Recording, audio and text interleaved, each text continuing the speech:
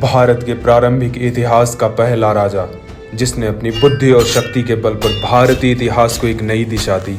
वैसे तो इनसे पहले भी कई राजा महाराजा हुए इस भारत भूमि पर, लेकिन उनका ऐतिहासिक प्रमाण न मिलने के कारण इतिहास से बाहर हो गए।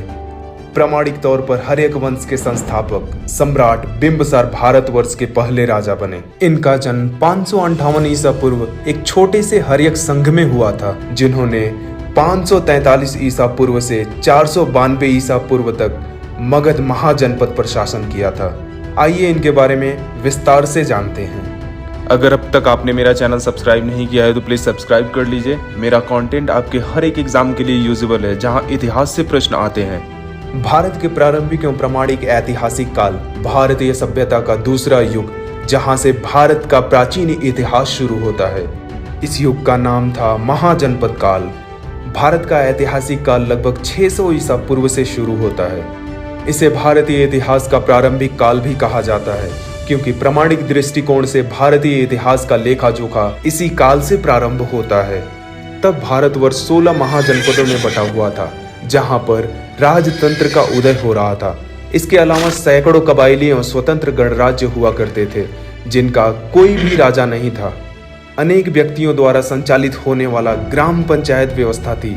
जिस इलाके में ज्यादा कबायली या जन रहते थे उसे जनपद कहा जाता था। जनपद से बड़ा होता था महाजनपद। आइए एक नजर महाजनपद पर डालते हैं। ये थे गांधार, कंबोज, पांचाल, सुरसेन, मत्स्य, काशी, कोसल, वत्स्य, मगध, अंग, वज्जी, मल, चेदी, अवंती, कुरु और अस्मक। आप देख सकते हैं कि सिंधु घाटी सभ्यता की तरह ही इन महाजनपदों का उदय गंगा, यमुना और विंध्याचल की नदियों एवं उनके मैदानी भागों में हुआ।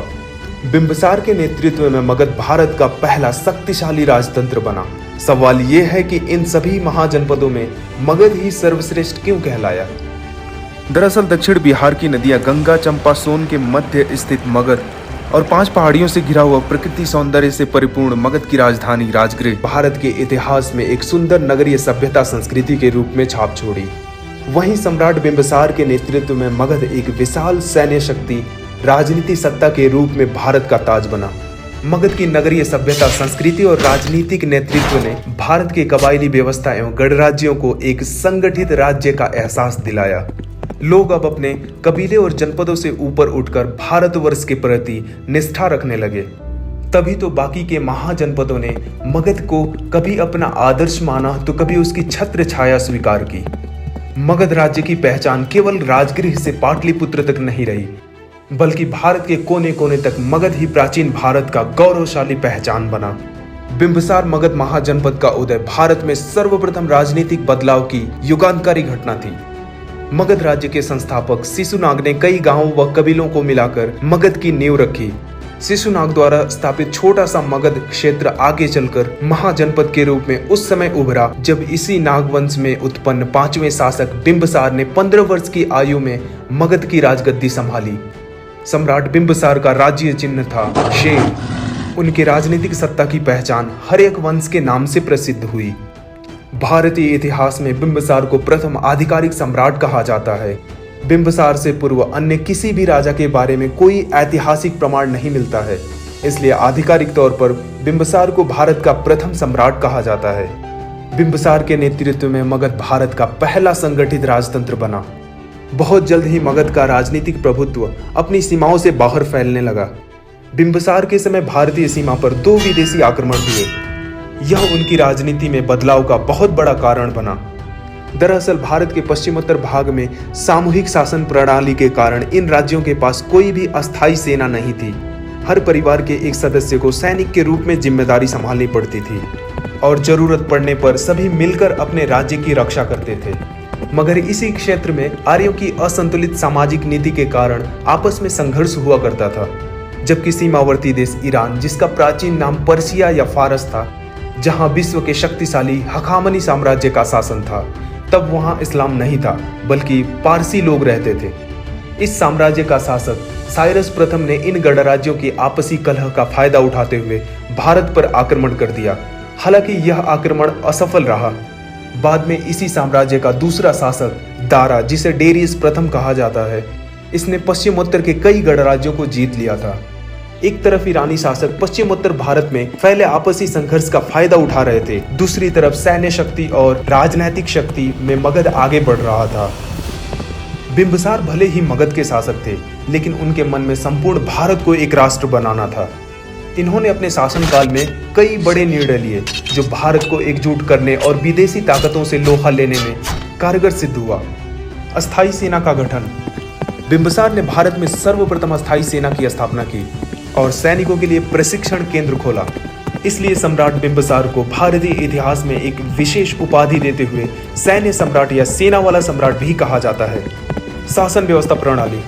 सम्राट बिंबिसार ने राज्य की सामाजिक एवं राजनीतिक व्यवस्था को सुचारू रूप से चलाने के लिए 4 श्रेणियों में उच्च अधिकारी नियुक्त किए, जिसमें सामाजिक कार्यों की देखरेख करने वाला अधिकारी, शासन व्यवस्था के लिए एक सेना प्रमुख, न्याय प्रक्रिया के लिए एक न्यायाधीश और राजस्व इकट्ठा करने वाले एक अन्य अधिकारी शामिल थे।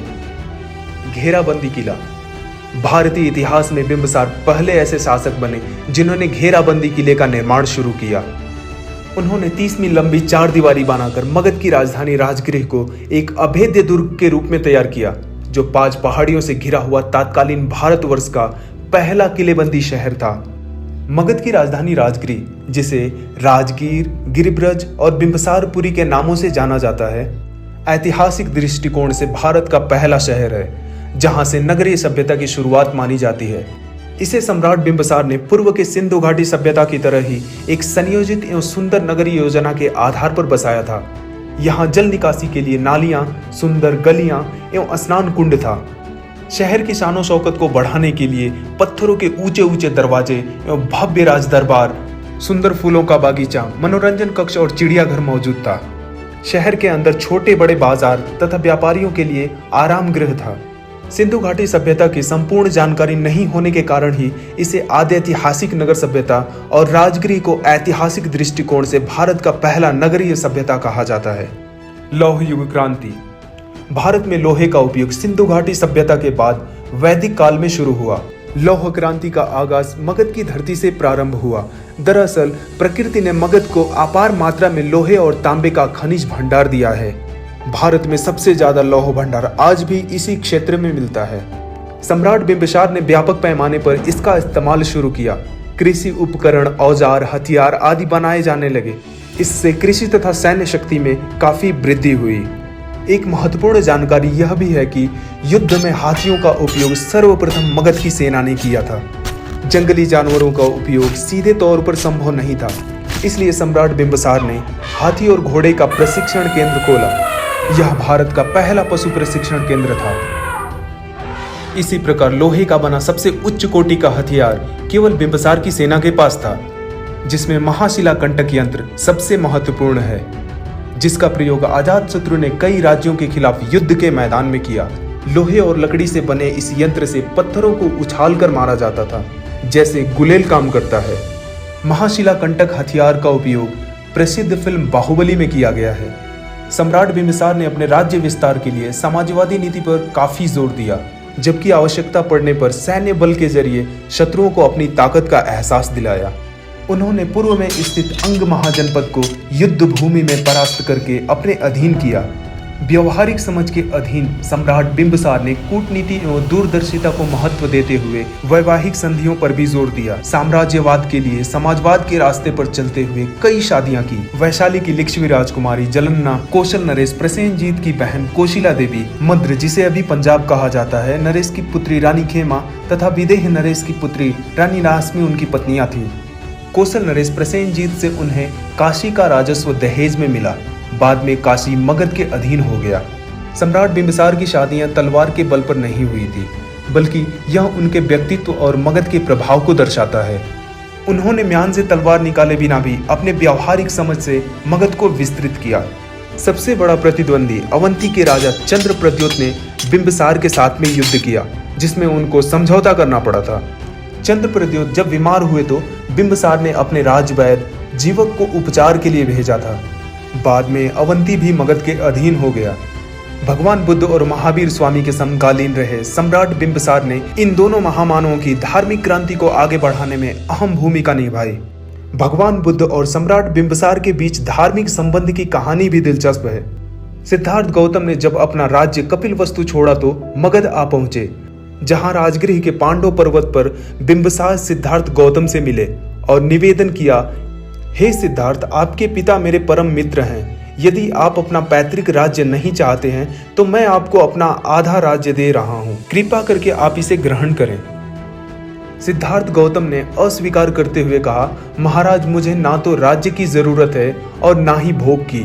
मैं अपना घर परिवार त्याग कर महान बुद्ध ज्ञान के लिए निकला हूँ। महाराज, जो कुछ आपने कहा वो आपके योग्य है। आपका जन्म उस महान कुल में हुआ है जिसका राज्य चिन्ह सिंह है।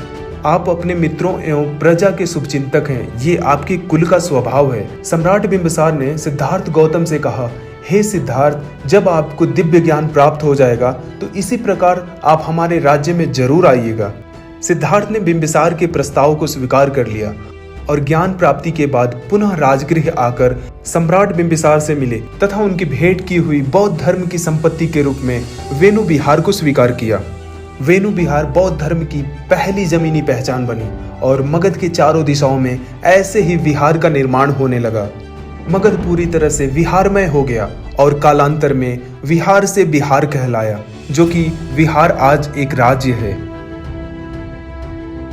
वर्ष 492 ईसा पूर्व अजातशत्रु ने अपने पिता सम्राट बिंबिसार की हत्या कर दी और राजगद्दी पर विराजमान हुआ। इस प्रकार से सम्राट बिंबिसार का शासनकाल समाप्त हुआ। तो दोस्तों, सम्राट बिंबिसार की ये कहानी आपको कैसी लगी कमेंट बॉक्स में जरूर बताएं। अगर ये वीडियो आपको पसंद आया हो तो like and do subscribe my channel. Thanks for watching till last. फिर मिलेंगे अगले वीडियो में, तब तक के लिए नमस्कार।